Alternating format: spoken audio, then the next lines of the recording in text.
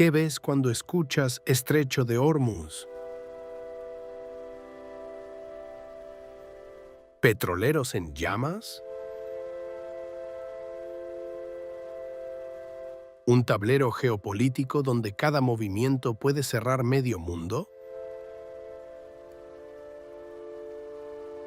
Olvida los titulares. El Estrecho de Hormuz no es un campo de batalla que ves en televisión. Es una caja registradora por la que pasa diariamente una quinta parte de la energía mundial, y la gente en ambas orillas pesca, repara motores y prepara té como si no sucediera nada especial. Esta es una película sobre un lugar que no debería ser el más importante en la Tierra, pero lo es. Sobre un canal de agua tan estrecho que puedes abarcarlo con la vista desde ambas orillas simultáneamente, y sobre cuánta voluntad humana se necesita para tomar cada mañana la decisión, continuamos. Un petrolero de la longitud de 4 manzanas se mueve al paso de un paseo hacia el océano abierto. El puente se encuentra 20 metros sobre el agua. Desde esa altura, la costa iraní a la izquierda y la omaní a la derecha parecen dos dedos casi tocándose. El canal de navegación por el que pasa el barco tiene exactamente 2 millas de ancho en cada dirección. 2 millas de movimiento hacia el norte, 2 millas de movimiento hacia el sur, 2 millas de zona de amortiguación entre ellas. 6 millas de agua de las que depende toda la civilización industrial. Las noticias mostraron tensión, embargos, amenazas de cierre. Omitieron el hecho de que Irán cobra tarifas de tránsito de los barcos que pasan por el estrecho desde 1983. Los primeros ingresos fueron depositados en el Banco Central ese mismo mes. Esto no es una zona de guerra. Es infraestructura fiscal.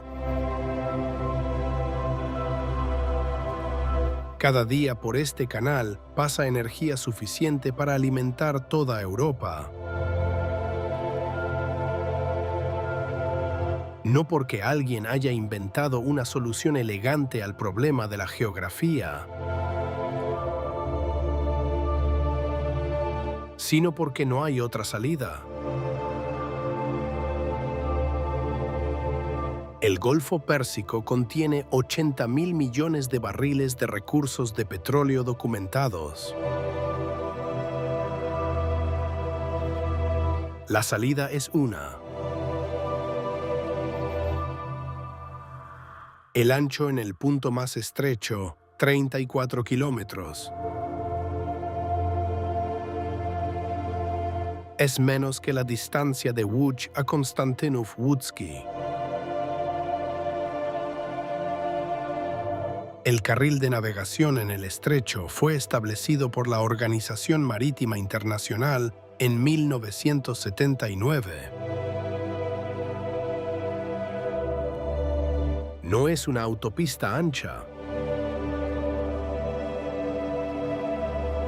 Es una carretera de 2 carriles con línea continua, donde se cruzan unidades de tonelaje que la mayoría de los puertos del mundo no pueden recibir.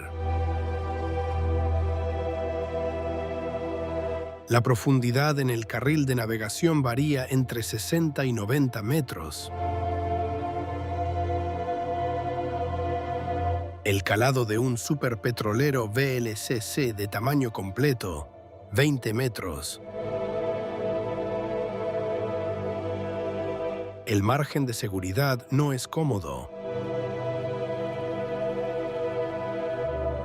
A bordo del MT Pacific Jasmine, una unidad con capacidad de 320.000 toneladas de peso muerto, el capitán observa el radar. Frente a él, 2 barcos con una separación de 3 kilómetros. Detrás de él, 2 más.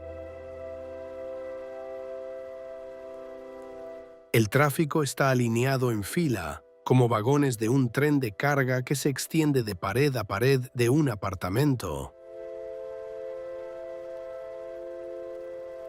Un cambio de carril requiere notificación al servicio de tráfico de buques iraní con 24 horas de anticipación. La detención no es una opción. Un barco de este tamaño necesita 20 minutos y 8 kilómetros de agua para detenerse completamente.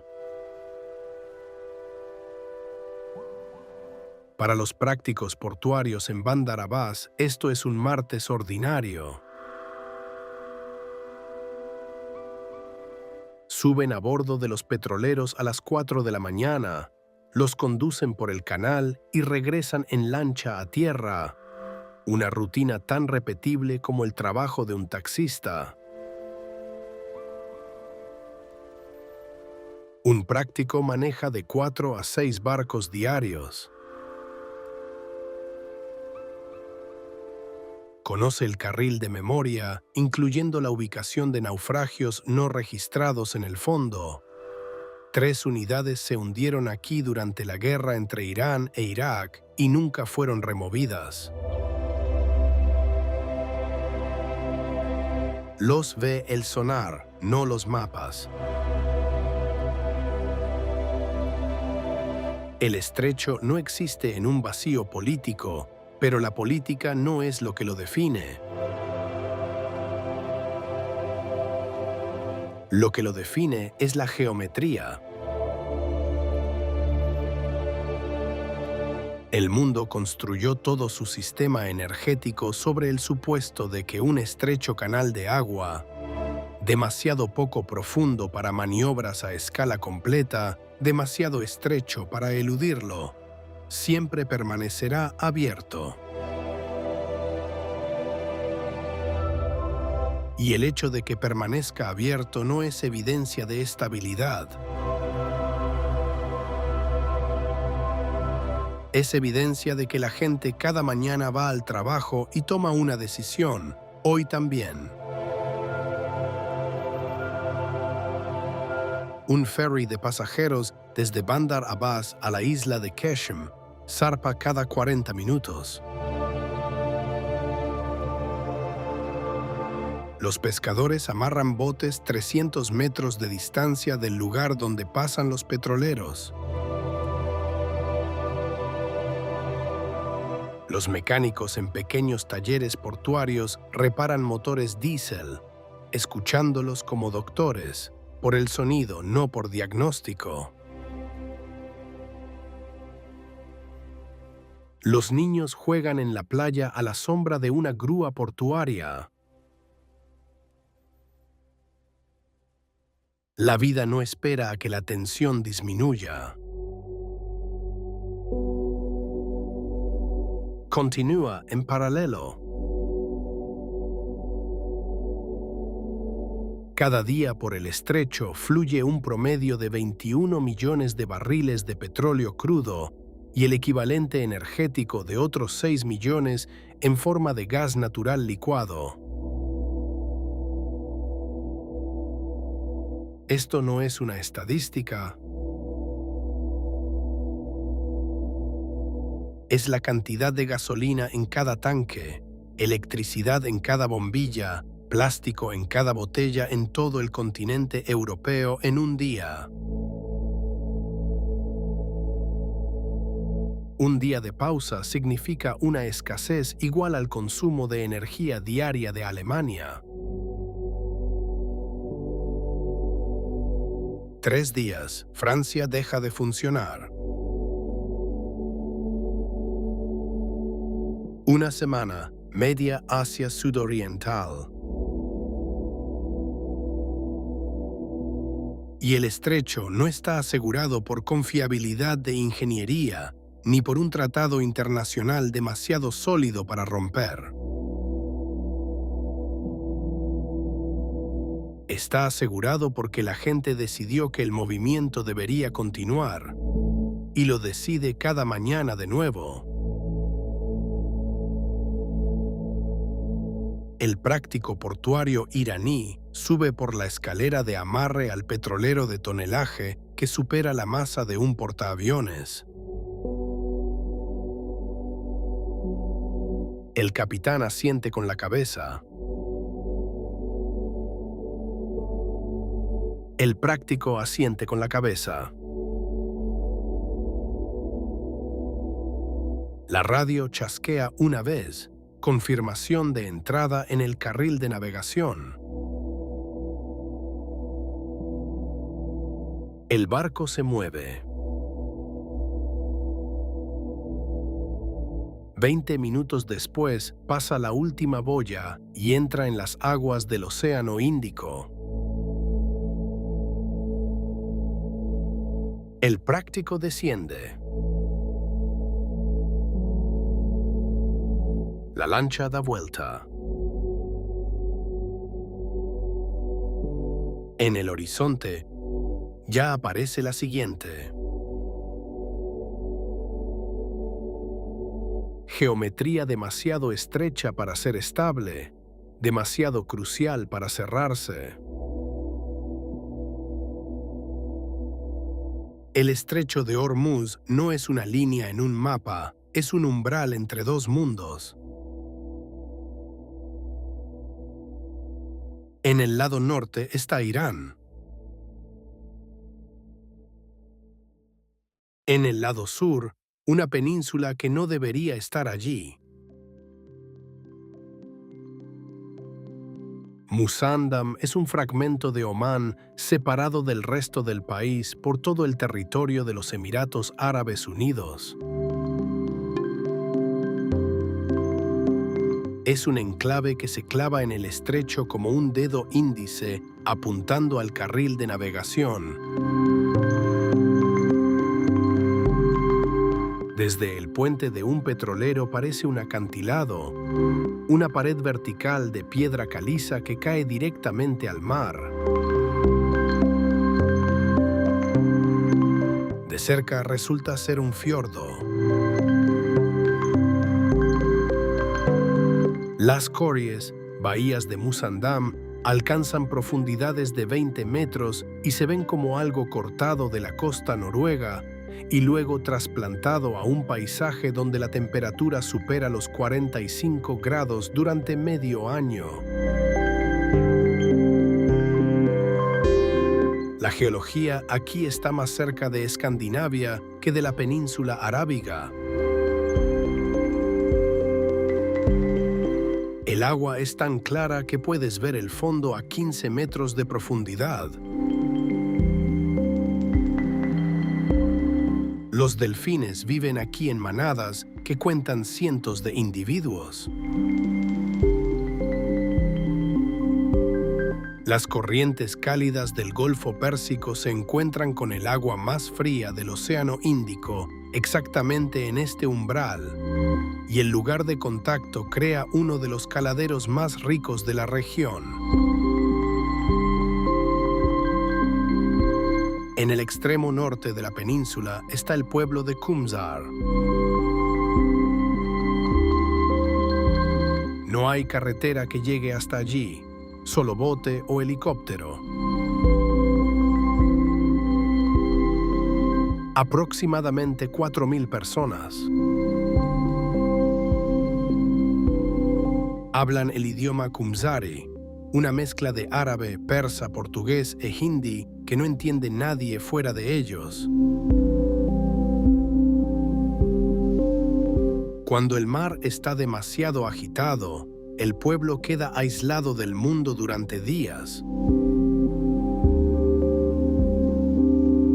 No hay tienda, solo un pequeño muelle, una mezquita y una serie de casas colocadas paralelas a la línea de la costa, como si la arquitectura tuviera la obligación de escuchar las olas. Los pescadores salen antes del amanecer. Regresan por la tarde y extienden redes en concreto para secar. Cuando el viento se intensifica y las olas alcanzan 2 metros de altura, nadie zarpa, pero esto sucede raramente. La mayoría de los días se ven idénticos: calma, trabajo, regreso. Kumsar ha sobrevivido gracias a una decisión que no fue tomada una vez, sino miles de veces. La decisión de quedarse. Musandam no es un obstáculo, es evidencia de que el umbral puede generar vida tan específica que crea su propio idioma. La zona de 2 millas que separa el tráfico en el estrecho no está vacía. Es una isla. 2 islas. Larak y Hengam, nombres que la mayoría de los mapas omiten, se encuentran exactamente en la línea de vista del carril de navegación. Cada petrolero que navega desde el Golfo Pérsico al Océano Índico las pasa por estribor o babor, tan cerca que las cámaras en el puente registran detalles de la orilla. Hengam tiene una superficie de 28 kilómetros cuadrados y es hogar de una población de gacelas silvestres, tortugas de Carey y algunos cientos de personas que no se fueron.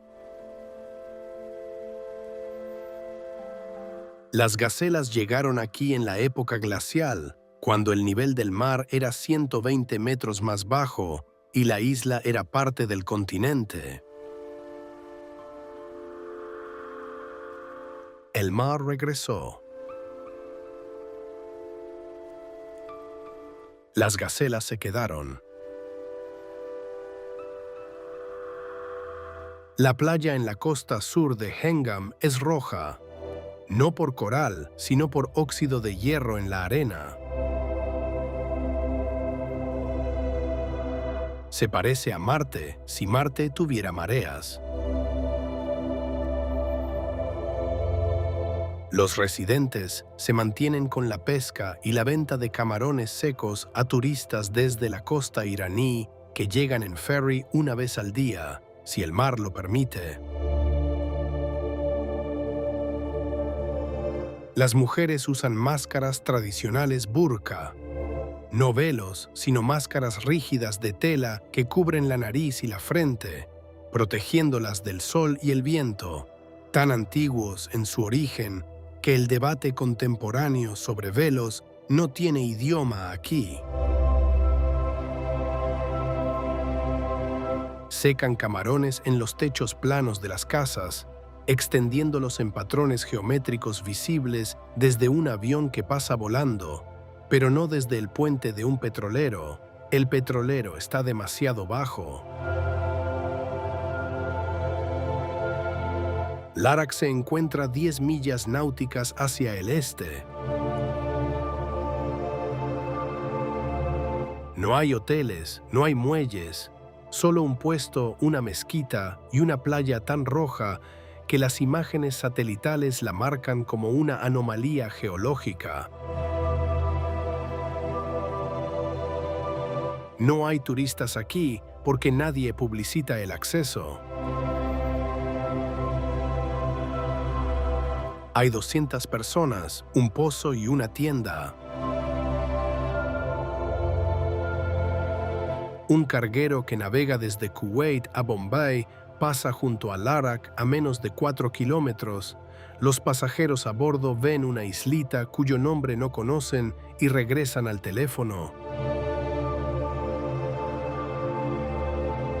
Para la gente en la isla, el petrolero es un espectáculo tan frecuente que los niños lo dibujan con tiza en muros de concreto, no como símbolo de amenaza, sino como elemento del paisaje, tan neutral como una nube.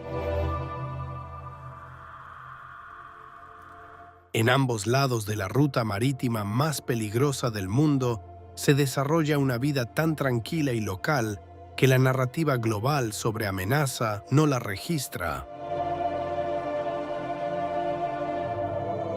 No porque esté oculta,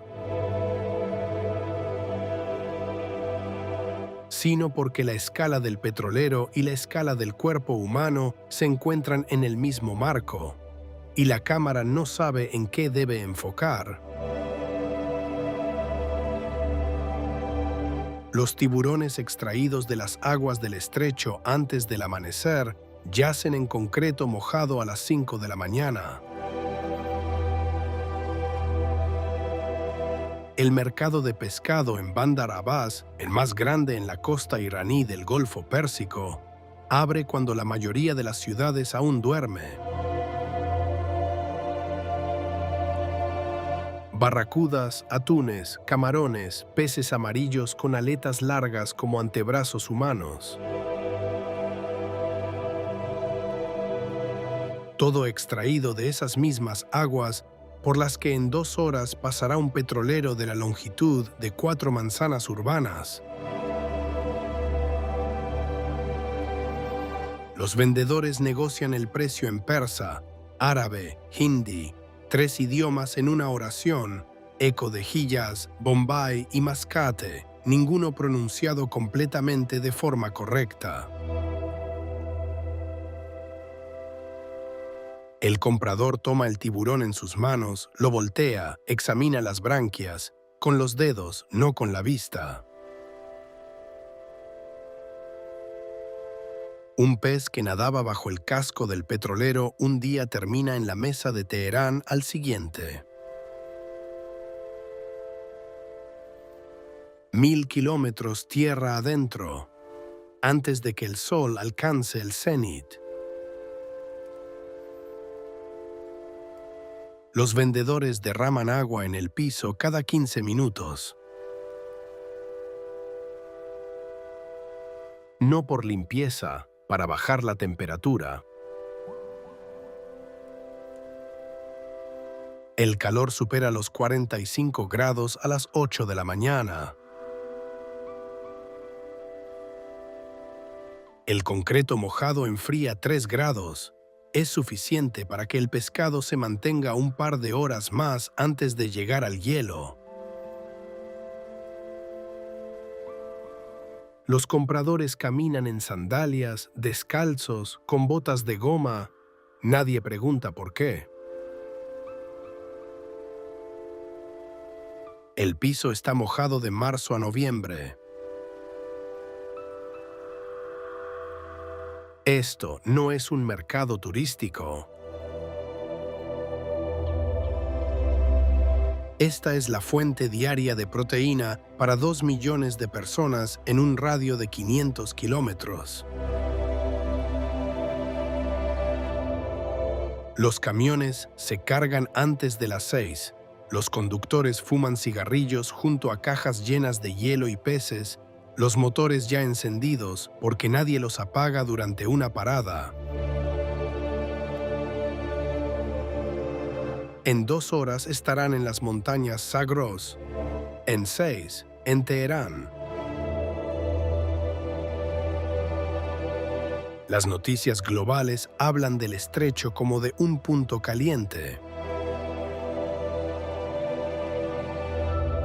La gente en Bandar Abbas se despierta cada día a las 4 y extrae de él la cena. Esto no es un campo de batalla. Es una caja registradora un mercado de pescado, un lugar de trabajo para 10.000 personas cuyos nombres nadie escribirá. El estrecho alimenta el planeta no porque fluya petróleo por él. Alimenta el planeta porque la gente sale al agua cada mañana, en la oscuridad, en el calor, en la temporada de monzones, y regresa con lo que el mar dio. Un movimiento que no debería persistir en un lugar donde cada petrolero es una amenaza y cada titular habla de guerra. Y sin embargo persiste, porque el concreto mojado, 3 idiomas en una oración y un pez examinado con los dedos, es un sistema más confiable que cualquier garantía geopolítica. Hace 1000 años un barco de madera de teca, sin clavos, cosido con fibra de coco, atravesó el estrecho con incienso y seda. Hoy ese mismo barco aún navega. No una copia, no una reconstrucción, el mismo diseño, construido con el mismo método, por hombres que aprendieron de sus padres, que aprendieron de sus padres. Se llama Dao. Y el estrecho por el que navegan superpetroleros de la longitud de 4 manzanas residenciales aún está lleno de estos barcos de madera. En Sur, en la costa de Omán, el astillero Fateh al-Khair construye daos como se construían en el 12º siglo. Casco de madera de teca importada de India. Sin clavos, solo fibra de coco, tensionada por hombres tirando de una cuerda al unísono. Sellado con aceite de pescado y alquitrán.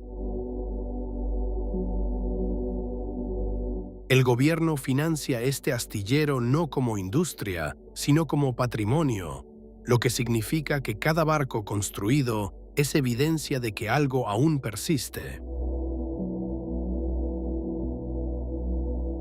El maestro del astillero mide las proporciones del casco por la envergadura de sus brazos, no con cinta métrica. Cada dao tiene una forma ligeramente diferente, porque cada uno se mide con un cuerpo diferente. Al otro lado del estrecho, en el pueblo iraní de Kong, los pescadores reparan daos en la playa, los mismos gestos, la misma secuencia. Voltean el barco de lado durante la bajamar.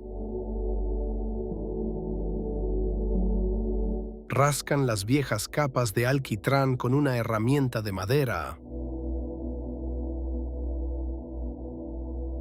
Aplican una nueva capa de aceite de pescado que mantiene la madera hermética en aguas de 30 grados Celsius.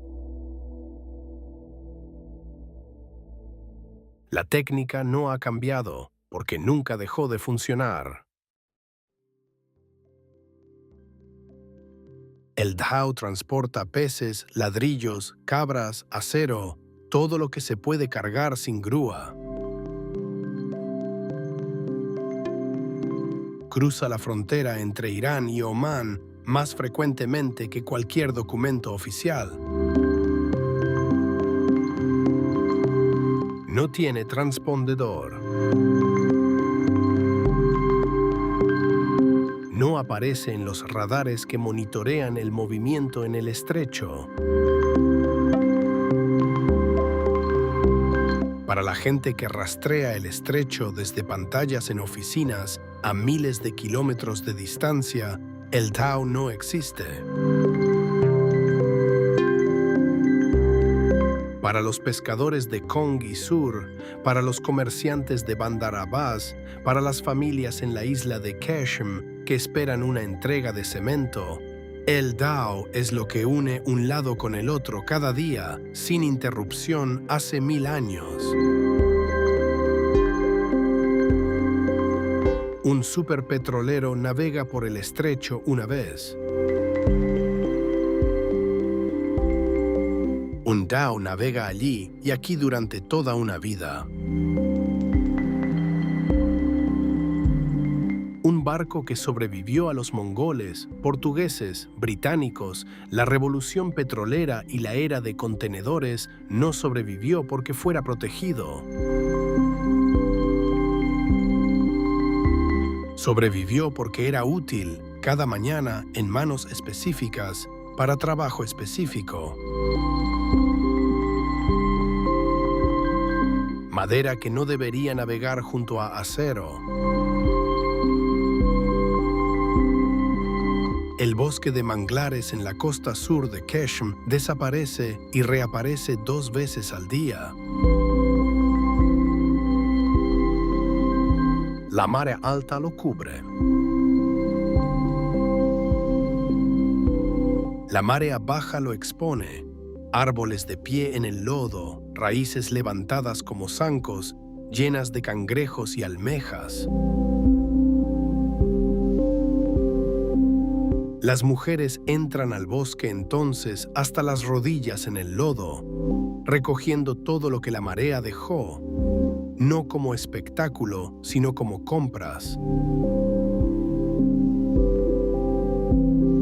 Qeshm es la isla más grande del Golfo Pérsico, 140 kilómetros de largo, 1.482 kilómetros cuadrados de superficie, más grande que Londres, más grande que Hong Kong, más grande que muchos estados insulares europeos. Y sin embargo prácticamente ausente de la conciencia occidental. Cuando los medios mencionan el estrecho de Hormuz, Qeshm es lo que la cámara evita mientras se dirige a un comunicado militar. Esto no es un margen. Es un geoparque global de la UNESCO, el único en todo Irán, un área geológica de tal particularidad que las Naciones Unidas la consideraron digna de protección independientemente de todas las otras categorías. El Valle de las Estrellas se encuentra 20 kilómetros tierra adentro en la isla. Un cañón esculpido en arenisca blanda por el viento que lleva partículas de sal durante decenas de miles de años. Las formaciones se yerguen como columnas y arcos, horadadas en formas tan irregulares que la mitología iraní las atribuye a demonios. No es un error poético. Te paras bajo una roca de 12 metros que se parece a la columna vertebral de un animal cuya anatomía no encaja en ninguna especie viviente, y la única explicación disponible es la sobrenatural. La geología ofrece algo diferente, pero no mucho más simple. El viento del Golfo lleva partículas de sal que se entierran en la arenisca más rápido de lo que la lluvia podría disolverla. El efecto se parece a la corrosión ácida, solo ejecutada con un material comestible. Para los residentes de pueblos cercanos, el valle no es un parque ni una atracción turística. Es un pastizal. Las ovejas pastan entre formaciones rocosas, buscando sombra en un lugar que parece la decoración de una película de ciencia ficción. El bosque de manglares Jara cubre 80 kilómetros cuadrados, el único bosque de manglares en Irán, quizá el más septentrional de la Tierra. Estos árboles no deberían crecer aquí según la geografía botánica. Los manglares toleran agua salada, pero requieren calor, y lo obtienen de las corrientes del Golfo, que no descienden por debajo de 22 grados Celsius ni siquiera en invierno. Los flamencos llegan aquí a invernar, miles de individuos, manchas rosas en el agua vistas desde la carretera. No los atrae la belleza. Los atrae la proteína, almejas, cangrejos y camarones hundidos en el lodo después de cada bajamar. En la costa norte de la isla, en el pueblo de Laft, se alzan torres de viento, badhires, sistemas pasivos de climatización más antiguos que la electricidad. Cada torre tiene 4 aberturas orientadas hacia los puntos cardinales. El viento entra desde el lado más frío, desciende al interior de la casa, desplaza el aire caliente por la abertura del lado opuesto. No hay motor. No hay ventilador. Solo geometría y gravedad. En pleno verano, cuando la temperatura exterior supera los 50 grados Celsius, dentro de la casa hay 35. La diferencia es suficiente para sobrevivir. Para la gente que vive en Laft, el Bajar no es un monumento. Es un horno, solo funcionando al revés. Tecnología expresada como coreografía del viento. Los barcos evitan el estrecho. No todos, no siempre, pero algunos sí. Existe un puerto al otro lado de las montañas Hajar, donde los Emiratos colindan directamente con el Océano Índico, y ese puerto fue construido como respuesta a una pregunta que nadie se atrevía a formular en voz alta. ¿Qué pasará si el estrecho se cierra algún día? Khor-Fakkan no está en el Golfo Pérsico. Está en la costa oriental, tras la cordillera montañosa, en el lugar donde las montañas descienden directamente al mar, sin dejar prácticamente espacio para playas. Es un puerto de contenedores del Emirato de Sharjah, rodeado por todos lados del territorio de Fujairah, un enclave dentro de un enclave que corta el estrecho directamente del mapa. En 1980, Khor-Fakkan era un pueblo pesquero con botes de madera. Hoy su puerto maneja portacontenedores de 350 metros de largo.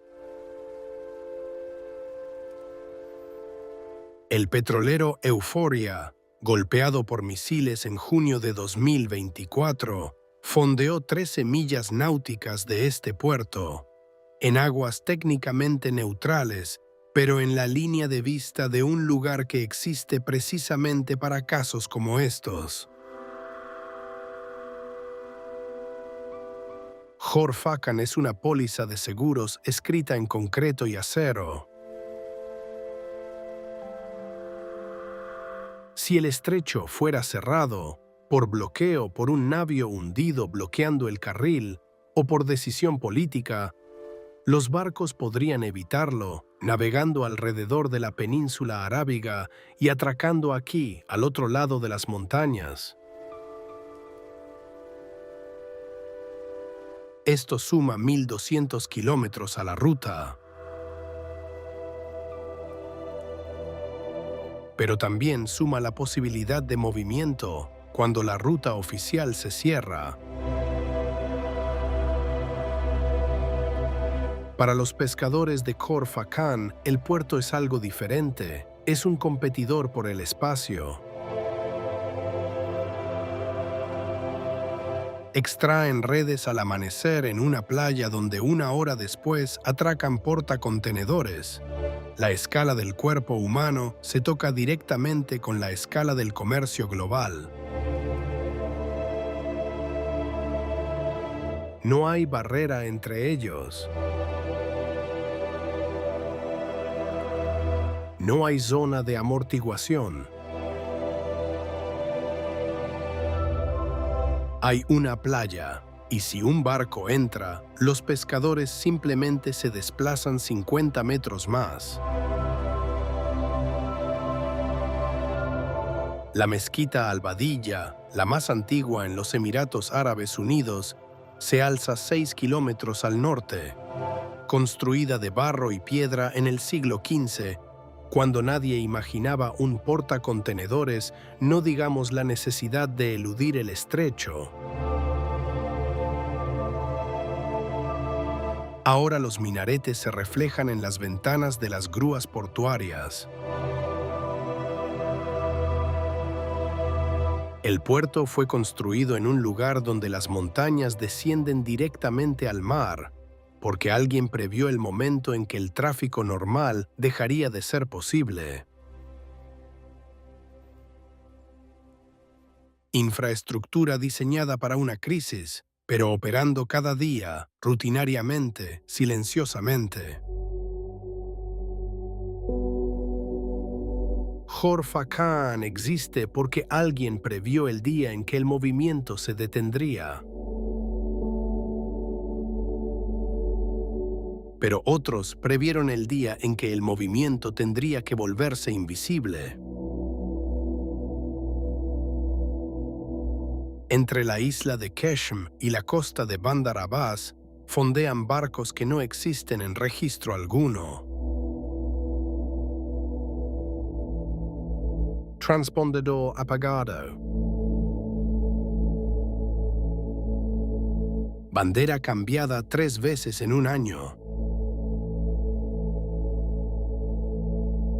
El nombre repintado con pintura fresca en un casco que aún recuerda los 4 anteriores. Estos no son naufragios, son barcos completamente operativos, navegando bajo banderas que no existen o existen en papel más tiempo que en el puerto de matrícula. Se les llama flota fantasma. En 2023, la Marina Especial de la Armada de Estados Unidos interceptó el petrolero MT Majestic en aguas entre Sri Lanka y Maldivas. Un petrolero apátrida. Transportaba 2 millones de barriles de petróleo iraní, valor que supera los $100 millones, y no figuraba en sistema de monitoreo de movimiento marítimo alguno desde 3 meses atrás. La tripulación no opuso resistencia. El capitán no pudo nombrar al propietario del barco. Para los pescadores de Keshm, extrayendo redes en el prediluvio, la flota fantasma no es un secreto, es un paisaje. Fondean en la rada y esperan. a veces por semanas. A veces desaparecen en la noche sin luz de señal.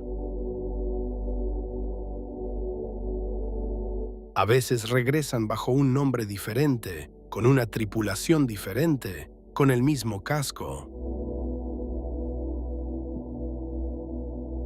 El estrecho de Hormuz pasa 21 millones de barriles de petróleo diarios de forma oficial. Barcos que reportan su posición cada 6 segundos, pagan derechos portuarios, pasan inspecciones.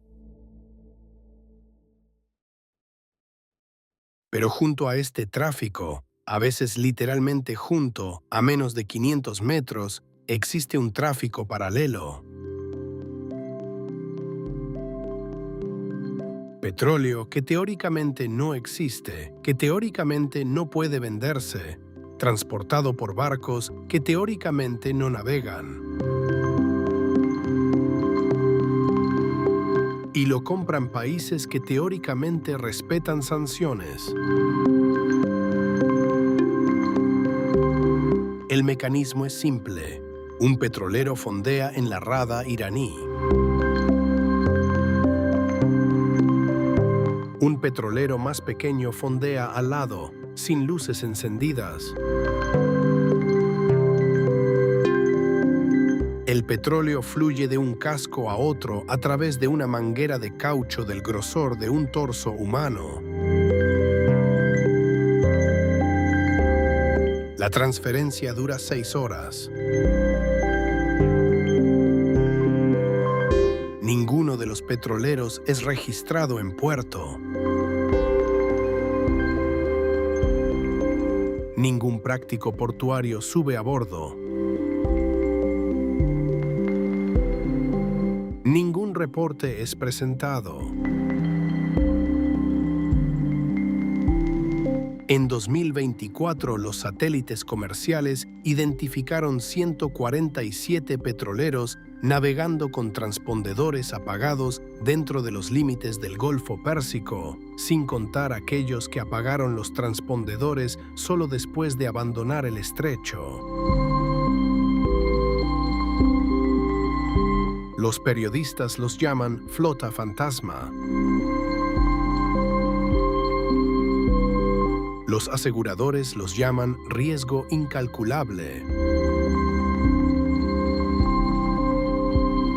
Los pescadores de Keshm los llaman simplemente barcos que el radar no muestra, pero que ves a simple vista cada mañana. El sistema energético de la civilización industrial fue construido sobre el supuesto de que cada barril de petróleo es contable, cada petrolero es localizable, cada movimiento es visible. Pero la visibilidad nunca fue una característica de los sistemas, fue una característica del consentimiento.